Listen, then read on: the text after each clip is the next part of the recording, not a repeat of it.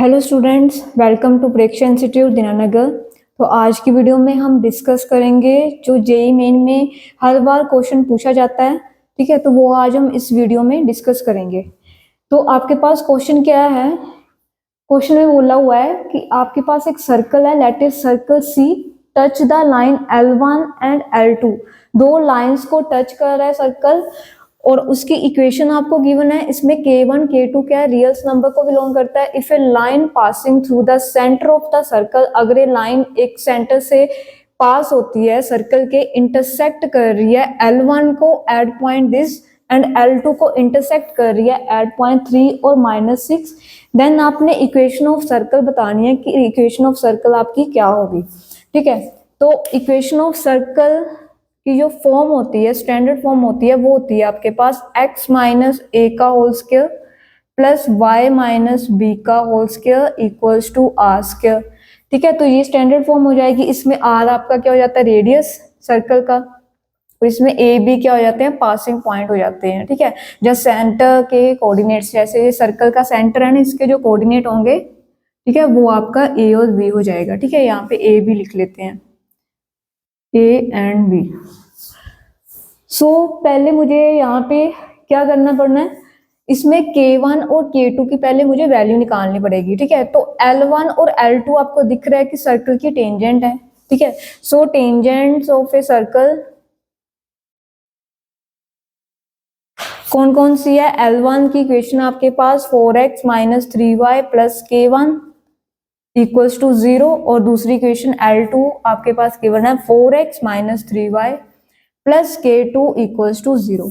तो आपने ये चीज पढ़ी होगी कि अगर दो, देखो ये वाले दोनों टेंजेंट एक दूसरे के पैरेलल हैं। ठीक है, तो अगर दो लाइंस पैरेलल हो तो उनका ये वाला पार्ट जो है, ठीक है, ये वाला जो इक्वेशन का ये वाला हिस्सा है, ये क्या होता है? सेम होता है। ठीक है, बस कांस्टेंट टर्म ही डिफरेंट होती हैं। तो ये कांस्टेंट टर्म K1 और K2, इसकी ही मुझे वैल्यूज पहले निकालनी पड़ेगी। ठीक है, तो इसकी वैल्यू निकालने के लिए क्या करोगे? देखो, आपकी ये जो लाइन L1 है, ये पास हो रही है -1 और 2 से पास हो रही है। इसका मतलब कि -1 और 2 जो है इस लाइन की सोल्यूशन है। ठीक है, मतलब कि आपके पास जो पॉइंट, जिस पासिंग पॉइंट गिवन है -1 और 2, ये जो है इस लाइन में से पास हो रही है। K1 equals to 0। तो क्या करोगे आप? x की जगह पे -1 ले लो और y की जगह पे 2 पुट करके यहाँ पे देखो, ये जो पॉइंट है इस इक्वेशन को सेटिस्फाई करेगा, मतलब ये इसी इक्वेशन का सोल्यूशन है। ठीक है, तो 4 into -1 -3 into 2 plus K1 equals to 0। यहाँ पे आपके पास -4 और -6 प्लस K1 इक्वल्स टू 0। तो K1 की वैल्यू आ जाएगी -6 -4 कितना होता है? -10। तो यहाँ पे दूसरी साइड जाएगा तो प्लस का 10 हो जाएगा। ठीक है, तो K1 की वैल्यू आपकी ये आ गई। नेक्स्ट आपने K2 की वैल्यू निकालनी है। तो यहाँ पे देखो, L2 जो लाइन है वो किस पॉइंट से पास करके जा रहा है? 3 और -6। तो यहाँ पे आपके पास इक्वेशन जो है 4x minus 3y plus K2 equals to 0 ये है। तो इसके पासिंग पॉइंट है 3 एंड -6। यहाँ पे x की जगह पे 3 लोगे और y की जगह पे -6 लोगे। ठीक है, तो 3 -3 into -6 plus K2 equals to 0। तो आपके पास आ जाएगा 12 minus minus plus 18 plus K2 equals to 0। तो यहाँ से K2 की वैल्यू निकालोगे तो 18 प्लस 12 कितना होता है? 30 होता है। 30 दूसरी साइड जाएगा तो माइनस का हो जाएगा। ठीक है, तो K1 और K2 की वैल्यू आपके पास यहाँ पे आ गई। अब जो आपकी इक्वेशन बनी है वो क्या बनी है? जो टेंजेंट की इक्वेशन है वो आपके पास यहाँ पे आ गया 10। ठीक है, और K2 की वैल्यू आपकी यहाँ पे आ जाएगी -30। ठीक है, तो ये आपकी इक्वेशन बन जाएगी, इक्वेशन बन गई। ठीक है, नेक्स्ट अभी देखो मेरे पास ए और बी की वैल्यू भी नहीं है, मुझे पहले रेडियस फाइंड करना पड़ेगा। ठीक है, तो रेडियस फाइंड करने के लिए क्या करो?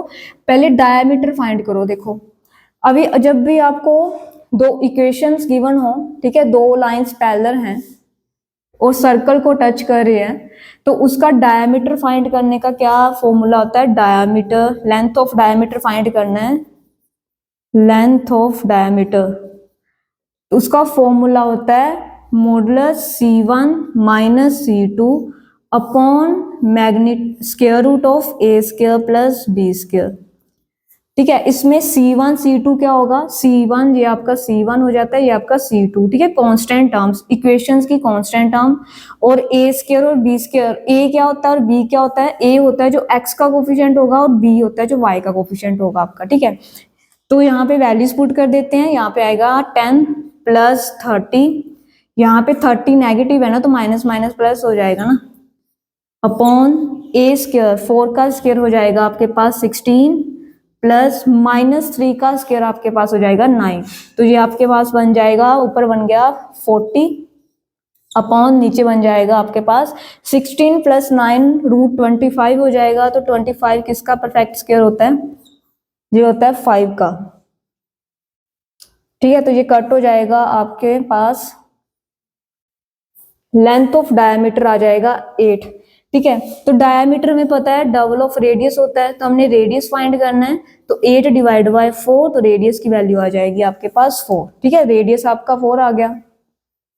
नेक्स्ट मुझे ए और बी चाहिए, रेडियस तो निकल गया, ए और बी क्या आएगा, देखो यहाँ पे ध्यान दो, ये एक लाइन है और सेंटर जो है इस लाइन का मिड पॉइंट है, ठीक है। Centre is the mid point of this line, तो मिड पॉइंट अगर हमें फाइंड करना हो तो क्या होता है फॉर्मूला, मिड पॉइंट फॉर्मूला क्या होता है, मिड पॉइंट फाइंड करना हो तो x1 plus x2 upon 2 and y1 plus y2 upon 2, ऐसे करते हैं, ठीक है। तो x1 3 माइनस 1 2 अपॉन 2 आपके पास बन जाएगा 1, ठीक है। और -6 प्लस 2 -4, और -4 को 2 से डिवाइड करोगे तो आपके पास -2 आ जाएगा, ठीक है। तो ये आपके सेंटर के कोऑर्डिनेट आ गए, मतलब ए और बी की वैल्यू आ गई। सो आपके पास जो इक्वेशन ऑफ सर्कल बनेगी, सो इक्वेशन ऑफ सर्कल जो आपके पास आएगी वो आपके पास आएगी x माइनस ए कितना 1 का square plus y minus minus है ना, तो यहाँ पे b की वैल्यू माइनस है तो माइनस माइनस ये प्लस हो जाएगा, प्लस 2 का स्क्वायर इक्वल्स टू रेडियस कितना 4 का स्क्वायर 16।